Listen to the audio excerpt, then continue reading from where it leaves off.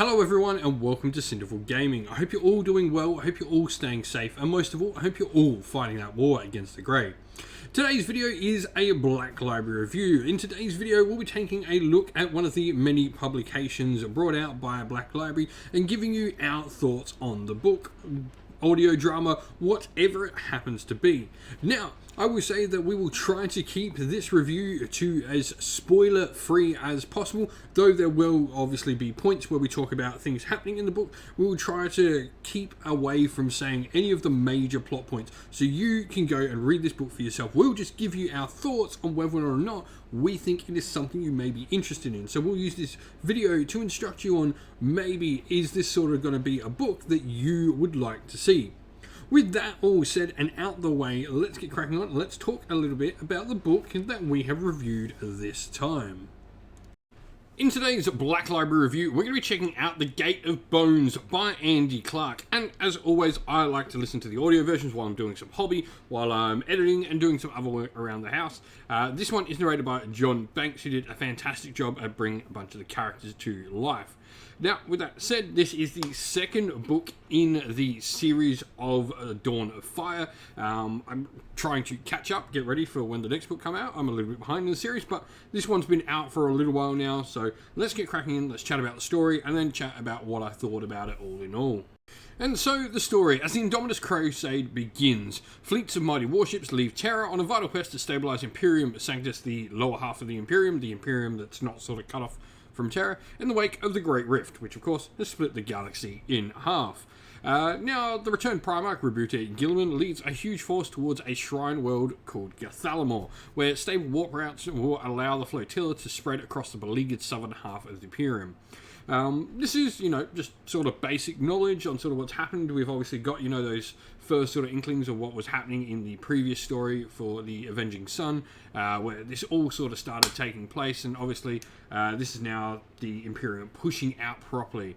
Now, but grave tidings reach the Imperium Regent's ears, warnings from an ancient race, and eerie silence as well from the army tasked with holding Gathalamor until his arrival, lead Guilliman to send a reconnaissance mission to the world. At its head is Shield Captain Akalor of the Adeptus Custodes. And along with him, there's some new Primaris Marines, Unnumbered Sons as well.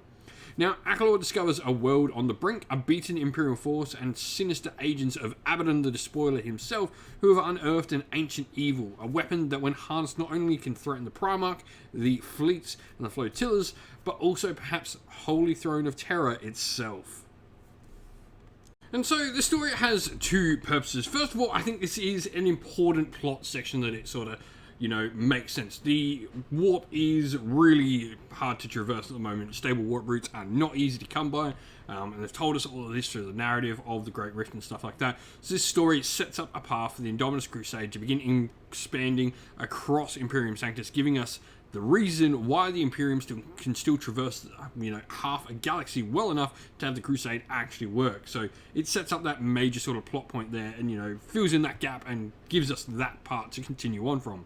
But also, a big part of this book is showing the Adeptus Custodes in battle. I think we really get a nice look at them in this, showing both how they work in the court of the Primarch, how they're sort of viewed in that aspect, but also showing how they're both seen and how they want to be seen as well in the current Imperium, that is, by the Sisters of Battle, by the Imperial Guard, by the Adeptus Astartes, and by all the enemies of the Imperium as well. It's a really interesting sort of look into those Adeptus Custodes, and I really enjoyed sort of the different interactions I have with the different facets of the Imperium they have in there. And so, our main character is definitely Shield Captain Akalor of the Adeptus Custodes. For me, he's a really interesting character. He is very set in his ways on how he sort of views the Imperium. He is this custodian that sort of stood guard for the Emperor for, countless centuries, and over the course of the story, he definitely changes a little bit, and we'll talk about that in just a sec, but he is this sort of resolute, tactical-minded, very straightforward character, with, a little bit of, I guess, hesitancy seeing how the Imperium sort of works. He's not very fond of faith. He definitely sort of sees, I guess, the merit in it, but yeah, he thinks of it in very different ways. He's quite an interesting character to have. And so, what changes about him over the course of the story, though? And this is where I think our secondary characters definitely come into the story. I think one really strong thing I like about the Adeptus Custodes is they are very determined to protect humanity in this. You know, they're not so much the Space Marines as some Space Marine chapters can sort of, I guess, view humanity as in the way. The Adeptus Custodes realize that, you know, we are here to protect the Imperium. The Imperium is what we are here to protect. And that is, you know, the Imperium's people. But it's how he sort of interacts with these secondary characters like the Mordian Iron Guard and indeed the captain in that, along with the Sisters of Battle and indeed the Primaris Marines and some other bits and pieces throughout the story as well. It's really interesting looking at those connections, and they sort of change, you know, show him how the Imperium needs to work and how he has to sort of accept things maybe that he's not particularly fond of, but does, you know that these things need to work how they work. And so, what does this book do well? For me, I do think this book is fairly straightforward. You can sort of guess and see what's happening a lot of the time in the story, and that's not a bad thing. I think this book is a very purpose-serving book within the series. You know, like I said at the start, this has, you know, the purpose of showing the Custodes in the current galaxy. It has the purpose of setting up, you know, how warp travel can work for the Imperium now, and this whole like planet of Cathalamor being, you know, this major hub. Which, you know, it just has this defined purpose about it and goes about telling a story that sets this up, and I think this goes well for allowing, you know, those other stories that would come later in this to make more sense. I don't think it does anything fantastical by all means, but it does, you know, this setup. I think this really depends on how the other books come later, whether or not this book was actually, you know, doing anything well in this sense, but it gives everything else, I think, a place to lead on from here. And so, who would enjoy this book? This is an interesting one because, you know, it definitely shows Custodes in a good light. It has Mordian Iron Guard. It maybe uses these secondary characters, I think, maybe a little bit less than some of the other stories. But for me, I think, you know, this is a story that you probably don't need to read the first Dawn of Fire series to, you know, enjoy this. You probably don't even need to read any other Dawn of Fire series novel to enjoy this. It was fun. I think anyone could pick this up and have a pretty good time listening to it. It's just easy. It tells a story. While it does, you know, set up other things, it doesn't necessarily need to be that. It definitely has a start, middle, and end, and you can sort of enjoy the story as one piece, I think.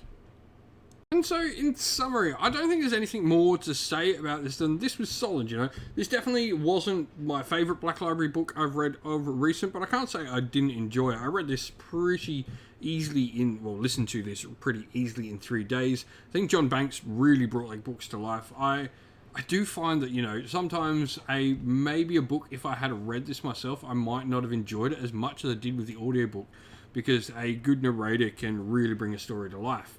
Maybe that's where I've seen, you know, some other people maybe be a little bit down on this book. Maybe that's the case. Maybe they read it and didn't listen to an audio version. I think John Banks definitely adds another level to the book. He's a fantastic narrator. But, you know, this is solid. It sets up things to come. It tells a story. It has a beginning, middle, and end. It was enjoyable. The characters are fun. The side characters are really cool, even though I wish some of them were maybe used a little more.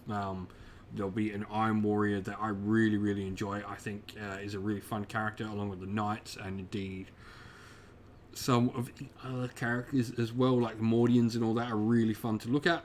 But with that all said, you know, solid, enjoyable. I look forward to listening to the next book in A Dawn of Fire.